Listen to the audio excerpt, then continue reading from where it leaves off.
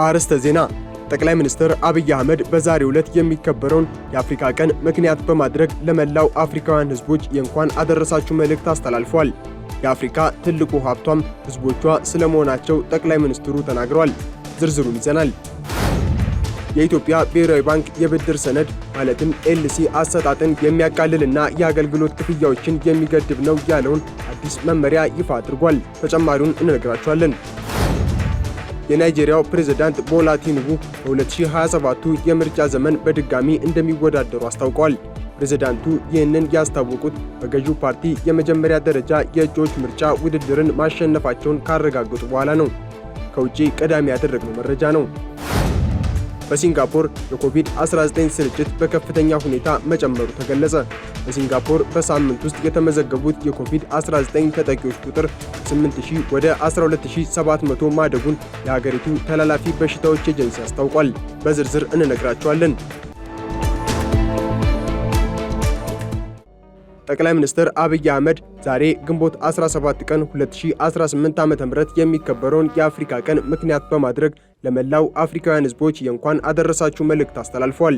ጠቅላይ ሚኒስትሩ በማህበራዊ ትስስር ገጻቸው ባስተላለፉት መልእክት ከ63 ዓመታት በፊት አባቶቻችን እዚሁ አዲስ አበባ ውስጥ ተሰባስበው ነፃና የተባበረች አፍሪካን ለማለም ደፈሩ ያሉ ሲሆን ይህ የአባቶቻችን ትልቅ ህልም አሁንም እየደመቀ ቀጥሏል ብለዋል።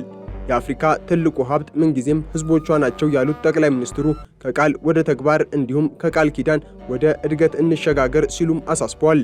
የአፍሪካ ህብረት ኮሚሽን ሊቀመንበር መሐመድ አሊ ዩሱፍ በበኩላቸው ፓንአፍሪካኒዝም ከእንግዲህ ለጥንት በደሎች ምላሽ መስጫ ብቻ ሳይሆን በወጣቶችና በሴቶች ብርታት ለአህጉሪቱ እድገት መነሻ መድረክ መሆኑን በመጥቀስ ጥሪ አቅርበዋል።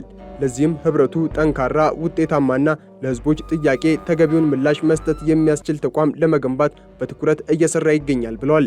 ይህ ተቋማዊ ማሻሻያ አህጉሪቱ እያጋጠሟት ላሉ ዘርፈ ብዙ ችግሮች ህብረቱ ፈጣንና ትርጉም ያለው መፍትሄ እንዲሰጥ ለማስቻል ያለመ መሆኑን አብራርተዋል። 63 ዓመታት ለአንድነት ለውህደትና ለልማት በሚል መሪ ቃል በሚከበረው በዚህ ዕለት የአፍሪካ አባቶች የነበራቸው የአንድነት የነጻነትና የክብር ህልም አሁንም ድረስ ለአህጉሪቱ ልማት ትልቅ መነሳሳት እየፈጠረ መሆኑንም ገልጸዋል። አፍሪካ በዓለም አቀፍ መድረክ ያላት ተሰሚነትም እያደገ መምጣቱን የጠቀሱት ሊቀመንበሩ በተለይም በቡድን 20 ውስጥ ያገኘችው ቋሚ አባልነት በዓለም አቀፍ ኢኮኖሚያዊ ውሳኔዎች ላይ ሙሉ ተሳትፎ እንዲኖራት ትልቅ ፋይዳ እንዳለውም ገልጸዋል። የኢትዮጵያ ብሔራዊ ባንክ የውጭ ንግድ ፋይናንስ ስርዓቱን ይበልጥ ቀልጣፋ ለማድረግ የብድር ሰነድ ኤልሲ አሰጣጥን የሚያቃልልና የአገልግሎት ክፍያዎችን የሚገድብ አዲስ መመሪያን አወጣ። ዛሬ ግንቦት 17 ቀን 2018 ዓ.ም ይፋ በሆነው በዚህ መመሪያ መሰረት የንግድ ባንኮች የውጭ ምንዛሬና የሪቴንሽን አካውንት ላላቸው ደንበኞች ያለ ብሔራዊ ባንክ ቅድመ ይሁንታ የኤልሲና የሰነድ መክፈያ ፈቃድ መስጠት ይችላሉ። ባንኩ በተጨማሪም ባንኮች ለኤልሲ አገልግሎት የሚያስከፍሏቸው ክፍያዎች ተመጣጣኝ በዓመታዊ ስሌት ላይ የተመሰረቱና ከዚህ ቀደም ከተቀመጠው ከፍተኛ ጣሪያም እንዳያልፉ አዟል። ይህም ላኪና አስመጪዎች የሚያወጡትን ወጪ በመቀነስ የንግድ ስርዓቱን ተወዳዳሪ ያደርገዋል ተብሏል። መመሪያው አካውንት ያላቸው ነጋዴዎች ያለ ባንክ ቅድመ ይሁንታ ጭነቶችን እንዲጀምሩ የሚፈቅድ ቢሆንም ክፍያው ግን አስፈላጊ ሰነዶች ተረጋግጠው ሲቀርቡ የሚፈጸም ይሆናል። ይህ እርምጃ በሐምሌ 2016 ዓ.ም የተጀመረው በገበያ የሚመራ የውጭ ምንዛሬ ተመን ስርዓት አካል ሲሆን ዓላማውም በግብይት ወቅት የሚታዩ ማነቆችን በማስወገድ የውጭ ምንዛሬ ስርዓቱን ቅልጥፍና እንዲሁም ተአማኒነትን ማጠናከር እንደሆነ ባንኩ አስታውቋል። የኢትዮጵያ ኤሌክትሪክ አገልግሎት በ1447ኛው የኢድ አልአድሃ አረፋ በዓል ወቅት የኤሌክትሪክ ኃይል መቆራረጥን ለመቀነስ የተለያዩ ቅድመ ዝግጅት ስራዎችን እያከናወነ እንደሚገኝ አስታውቋል። በተለይ ደግሞ በበዓላት ሰሞን ደንበኞች ቀኑን በድምቀት ለማክበር ከወትሮው የተለየ የኃይል አጠቃቀም ስለሚኖራቸው መሰረተ ልማቱ ላይ የሚፈጠረውን ከፍተኛ ጫና ለመቀነስ አገልግሎቱ በልዩ ትኩረት የቅድመ ዝግጅት ስራዎችን ሲያከናውን መቆየቱን ገልጿል። የመካከለኛና የዝቅተኛ ማሰራጫ መስመሮችን መፈተሽ እንዲሁም የኃይል ጫና ያለባቸውን ትራንስፎርመሮች አቅም ማሳደግና አዲስ ትራንስፎርመሮችን የመትከል ስራዎች መከናወናቸው ተነግሯል። ለኃይል መቆራረጥ መንስኤ ከሆኑት ግኝቶች መካከል በዋናነት ኔትወርክ 80 በመቶ እንዲሁም በትራንስፎርመር 70 በመቶ የሚሆኑትን መቅረፍ መቻሉን አገልግሎቱ ጠቁሟል። የኃይል መቆራረጥን ለመቀነስ ሲከሰትም አፋጣኝ ምላሽ ለመስጠት እንዲሁም አስተማማኝና ቀልጣፋ የኤሌክትሪክ አገልግሎት ለማቅረብ በሁሉም የተቋሙ አደረጃጀቶች የአስቸኳይ ጥገና ግብረ ኃይል መዋቀሩንም አገልግሎቱ ይፋ አድርጓል። የኩላሊት ጤና ግንዛቤ ሊጠናከር እንደሚገባው ሜሪጆይ ኢትዮጵያ አሳስቧል። ሜሪጆይ ኢትዮጵያ ኩላሊት ጤና ሕይወት ተስፋ በሚል መሪ ቃል የግንዛቤ ማስጨበጫና የገቢ ማሰባሰቢያ የሩጫ መርሃ ግብር አካሂዷል። ሁሉም ሰው የኩላሊት ጤናን ሊጠብቅ እንደሚገባ ያሳሰቡት የሜሪጆይ ኢትዮጵያ ዋና ስራ አስኪያጅ ሲስተር ዘቢደር ዘውዴ ይህንን መሰረት ያደረገ ሰፊ የግንዛቤ ማስጨበጫ ስራ ሊከናወን እንደሚገባ ጠቁሟል። ድርጅታቸው ይህንን መሰረት ያደረገ የግንዛቤ ማስጨበጫና የገቢ ማሰባሰቢያ መርሃ ግብር ማካሄዱን አክለው የገለጹት ሲስተር ዘቢደር ሁሉም ወገኖች በጉዳዩ ዙሪያ ተባብረው እንዲሰሩ ጠይቀዋል። ሜሪጆይ የኩላሊት እጥበት ማዕከላትን አቋቁሞ አገልግሎት እንደሚሰጥ ይታወቃል።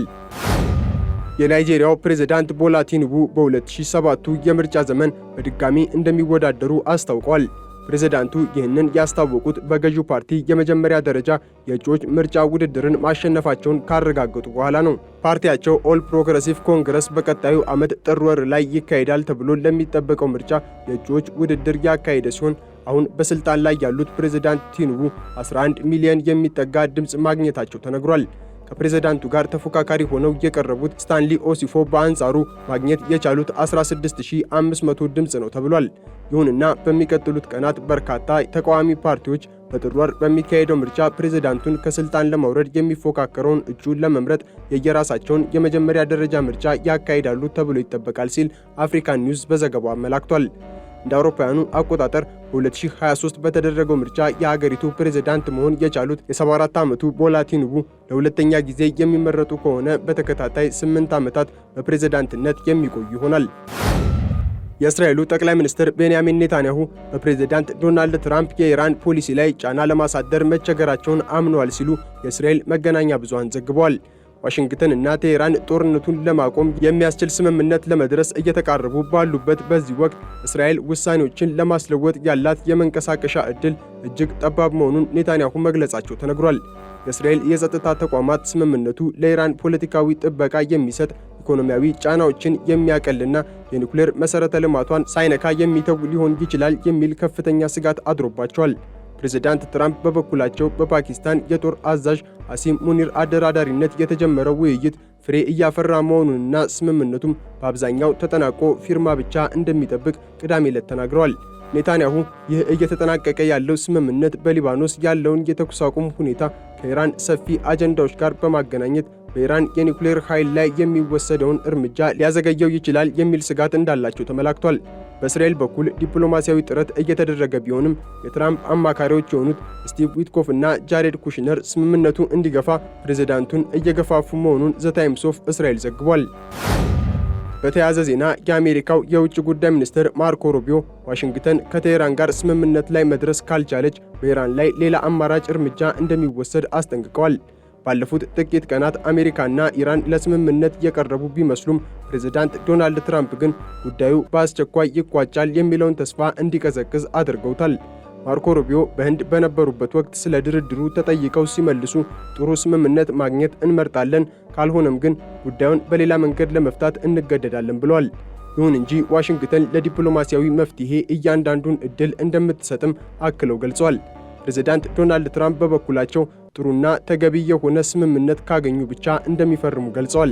በትሩዝ ሶሻል ገጻቸው ላይም የቀድሞ ፕሬዝዳንት ባራክ ኦባማ እንደ አውሮፓውያኑ አቆጣጠር በ2015 ከኢራን ጋር ያደረጉትን ስምምነት በድጋሚ በመንቀፍ አሁን እየተዘጋጀ ያለው ውል ከኦባማ ፍጹም ተቃራኒ መሆኑን ተናግረዋል።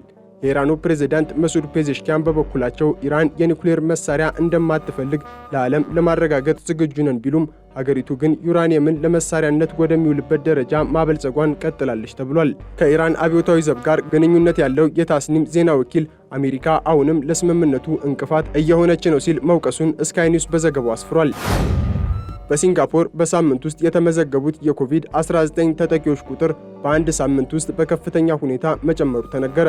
ባለፈው ሳምንት በኮቪድ-19 የተያዙ ሰዎች ቁጥር 8000 የነበረ ሲሆን በአንድ ሳምንት ውስጥ ይህ ቁጥር ወደ 12700 ማደጉን የሀገሪቱ ተላላፊ በሽታዎች ኤጀንሲ አስታውቋል። በዚህም ምክንያት በየቀኑ በሆስፒታል የሚተኙ ታካሚዎች ቁጥር በአማካይ ከ56 ወደ 73 ከፍ ማለቱ ተነግሯል። ኤጀንሲው በአሁኑ ወቅት ከግማሽ በላይ ለሚሆነው ስርጭት ምክንያት የሆነው NB181 የተባለው የቫይረስ ዝርያ መሆኑን አስታውቋል። አሁን ያሉት ክትባቶች አዲሱን ዝርያ ለመከላከል አሁንም ውጤታማ መሆናቸውም ተገልጿል። እድሜያቸው ከ60 ዓመት በላይ የሆኑ አረጋውያን፣ በጤና ተቋማት የሚሰሩና የጤና ችግር ያለባቸው ሰዎች ክትባታቸውን እንዲያድሱ ጥሪ ቀርቧል። የህመም ምልክት የሚታይባቸው ሰዎች ማስክ እንዲያደርጉ፣ ማህበራዊ ግንኙነቶችን እንዲቀንሱና የግል ንጽህናቸውን እንዲጠብቁ ኤጀንሲው አሳስቧል።